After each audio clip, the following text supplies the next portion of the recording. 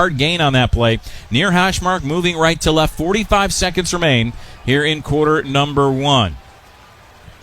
Madler in the shotgun formation. Takes a snap. Looks to pass. Looking over the middle. Now throws over the middle. It is intercepted. Intercepted in the back of the end zone. And going to try to return it, or was he down in the end zone? He was down in the end zone there on the interception for the Blue Devils.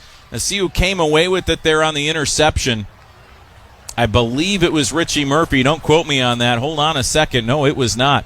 Intercepted in the back of the end zone for Stout, and it's the backup defensive back, A.J. Hogan, a transfer from Carroll.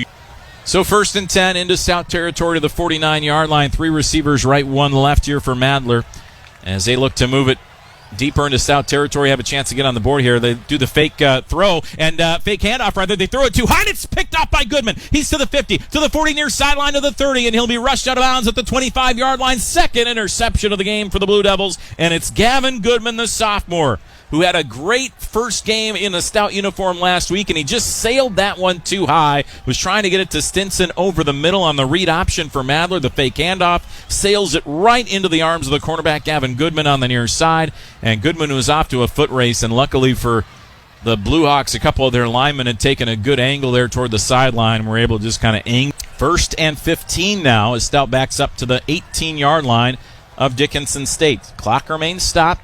Hughes goes in motion. Moen looks to pass toward the back corner of the end zone. Left side, down, caught, touchdown! Blue Devils. Tucker Hawkinson at the goal line. Got a little bit of separation from Joey DeMarco, the strong safety, and right at the goal line goes down, makes the catch, thrown in a perfect spot right where no one else could get there, and Moen just lays it on him for the score. An 18-yard pass and catch at the goal line. A special thanks to Adam Moen for joining us during our halftime show. Stinson goes in motion right to left across the formation. Tight formation here for Dickinson State. Back to pass goes Madler. Looks over the middle. Nothing there. He's wrapped up, and he is sacked back inside the 10-yard line to the 8-yard line as Stout gets into the backfield there, and it's Walker Byrell, the 6'4", 250-pound young man who comes into the backfield and wraps him up for a sack, and that is, again, I don't see that allowed very often by this here for the Blue Devils. 1 to the left.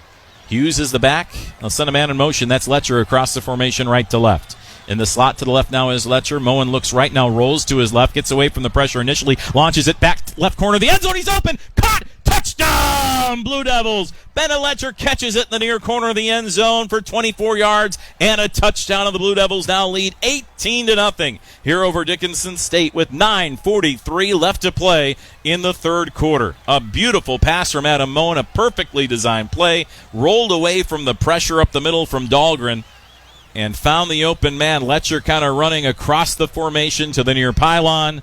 Got about 3 feet. 4th and 10, needing the 16-yard line for a first down. Ball to 26. 2 receivers left, 2 right.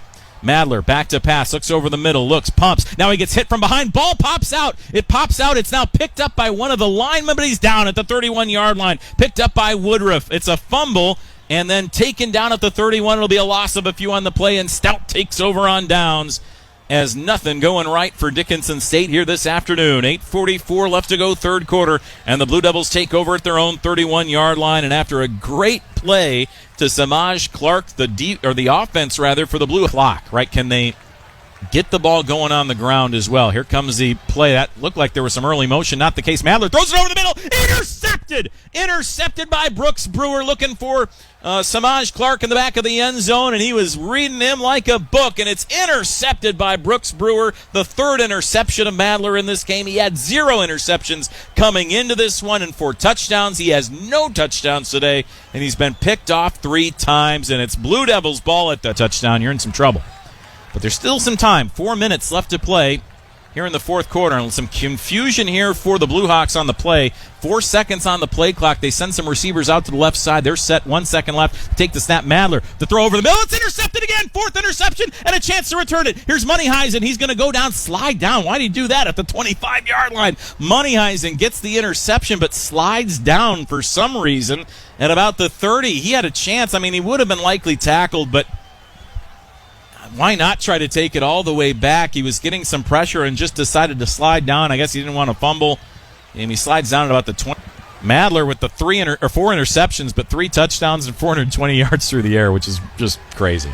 All right, so here's a 2-point conversion play. Here we go. 22-20 Stout. 2-point conversion coming up. It's C.J. Stinson in motion left to right. Stout with a 3-man front. Madler back to pass. He's going to roll to his right. Look to the corner of the end zone. Now he throws it back across the way. Incomplete! Broken up in the back of the end zone by Dawson Goodman. Guess what this time, folks? No flags on the play, and the Blue Devils are going to come away with a win here in western North Dakota. After all that, after the huge comeback for Dickinson State, it's a 2-point conversion play and a breakup by Dawson Goodman in the back of the end zone on the 2-point conversion that's going to get Stout the win here today. We'll see an onside kick from Dickinson State right after this here on your home for Blue Devils. Fourth quarter, but the 2-point conversion fails, and Stout takes a 22-20 lead with 13 seconds left. Onside kick coming up here for Dickinson State. Fallen on by the Blue Devils, and the game is going to be over. I believe, who was up front there? Was that, couldn't have been Jackson Mack. Was it Jackson Mack? No way. Yeah, it was Caleb Tim. Caleb Tim, the veteran.